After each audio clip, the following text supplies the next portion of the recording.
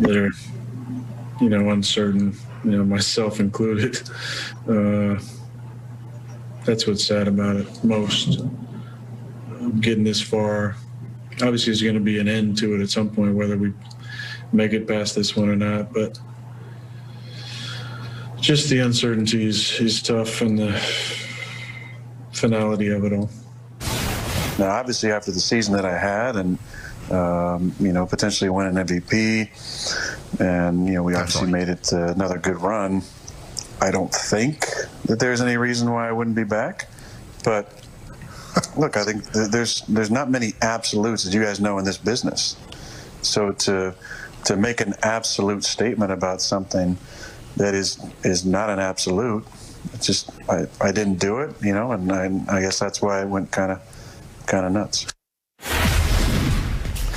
I'm in, I'm out. I like you, I don't like you, I want to stay, I want to leave. Hey, a couple mixed messages there. Former All-Pro running back Brian Westbrook is joining us. Brian, good morning to you. Glad you're here because we want to know what you make of Aaron Rodgers' mixed messages.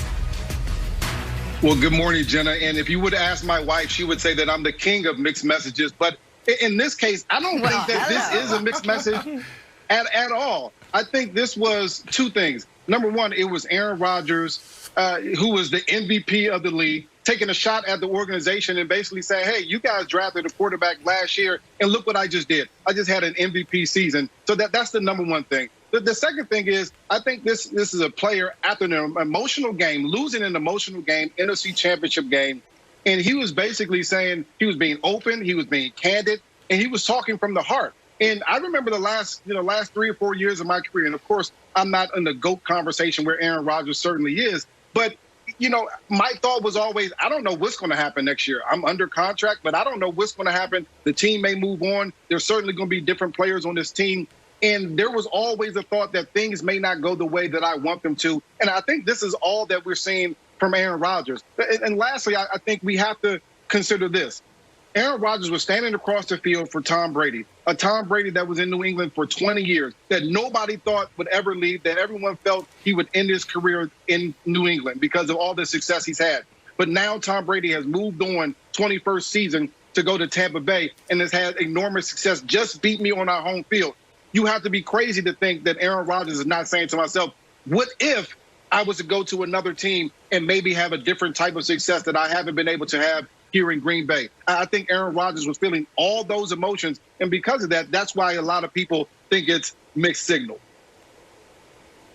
Mixed emotions, mixed signals, all this other relationships. Let's stay right there then, Jenna. If that's where you want to go, let's stay right there. But let's take it back to high school.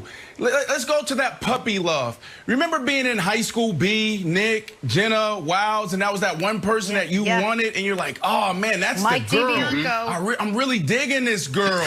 And then all of a sudden, you get that girl. And everything's good. Everything's working out until it's not. And when does it not work out? When everybody get in your business. Samantha and Johnny knows what's going on. And then you got Johnny like, bro, you're the star of the team. Why are you dating just one girl? Why don't you just go out, look at all these other cheerleaders, et cetera, et cetera, et cetera. And then you got Samantha like, girl, why you sticking with him? He just read books. He just do that. He's boring. And then what happens is, you just start getting all these other narratives, and then everybody got these other thoughts. So what Aaron Rodgers is doing right now is saying, you know what? It's better to do business quietly. That's what Aaron Rodgers is doing. He's looking at relationships from the past. He's going back to his high school days and said, man, when Samantha and Johnny got into it, it got a little messy. So now what I need to do is cut the noise. I started all this noise, and now what I need to do is kind of erase all of that. That's what's happening, Nick.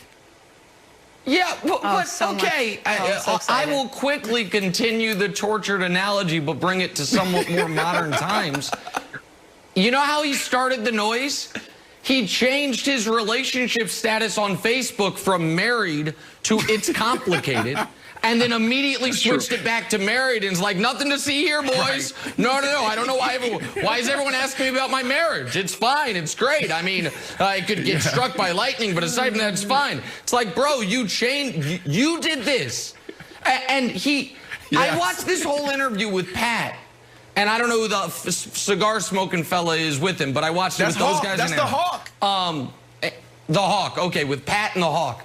And no, it's AJ Aaron Hawk. says, oh, that's AJ Hawk? Oh, I didn't know that was AJ Hawk. Hawk. I didn't recognize him without the helmet. Oh, I didn't know that was AJ Hawk. All right, thank you, cigar smoking fella. They do a good job. It's a good show. But regardless, he mentions Aaron Jones, Corey Linsley, and Mercedes Lewis.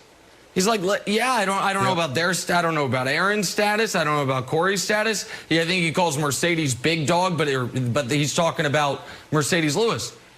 All of those guys have something in common.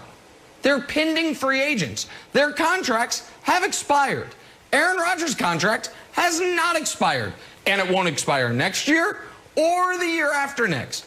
And so, Wilds, I think Aaron Rodgers started a small fire intentionally, because while he's under contract for the next 3 years, I think that he would like there to be more of a commitment from the team, because while they are not going to move on from him this offseason, there is no chance. Contractually, they could move on from him after next year. So I think this whole thing was to get the ball rolling on. You drafted Jordan Love.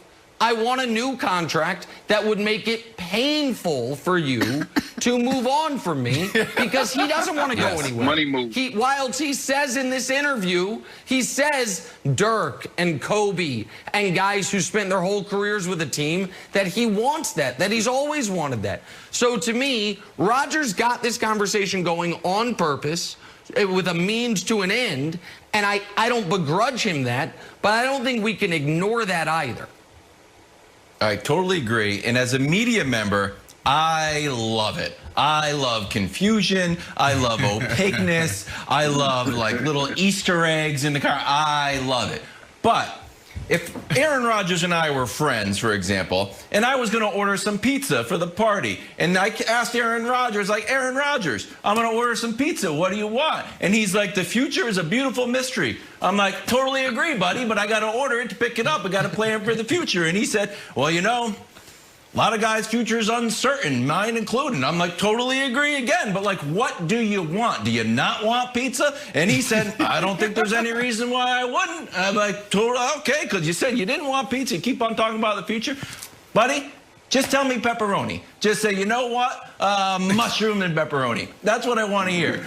As a media member, I like it. But Brian, if he's being open and candid, why doesn't he sit there and just straight up say, like, you know what I want? A guaranteed contract like Tom Brady. You know what I want? I want to be in the draft room so you guys don't draft another quarterback for some reason. You know what I want? Sign these 3 guys, and you know what? I did some math, and here's what they're owed. Just give it to me straight, because as a media member, I enjoy the chaos of it, but I would think that it would just be a more straightforward line if he just placed his order directly.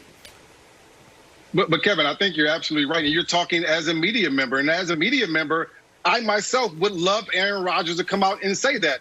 But as a teammate, I would want Aaron Rodgers to go to management and say, okay, listen, here's the deal. This is what I want. I want more money. I want you to sign these other guys. I don't want you to draft quarterbacks to try to replace me. I want you to draft players that can help me. That's what I would want as a teammate, because it keeps it out of the media. And who's to say that Aaron Rodgers is not going to have that conversation? If I'm the Green Bay Packers brass, I'm coming to Aaron Rodgers and saying simply, you were the MVP. Tell us how you want us to move. Do you want a little bit more money on your contract to make it, you know, closer to what all these top-tier quarterbacks are getting? That'll help you? Cool. We can do that. Do you want to have a little bit more say of the players around you? Cool. We can do that as well. The only way that the Green Bay Packers stay relevant at this point have Aaron Rodgers at the helm in the quarterback position. So if I'm the brass there in Green Bay, I'm saying whatever you want, I'm willing to accommodate so that we can help you stay here and be happy in Green Bay. True. Right. And B, it's probably the best option for Aaron Rodgers and the Green Bay Packers, obviously. And what does he need? He needs to go in there and say, Mercedes Lewis, he's a dog. He's a guy that he's not going to catch 50 balls a year, but his presence and just his leadership does everything. And what he does in a run game is big. Aaron Jones, bring back Aaron Jones. And then obviously on the defensive side, can you give me some help? What they need is a honey badger, Nick. That's what they need on that side. Because you said it yesterday and you've been saying it. Aaron Rodgers had every opportunity to win that game and be in the Super Bowl.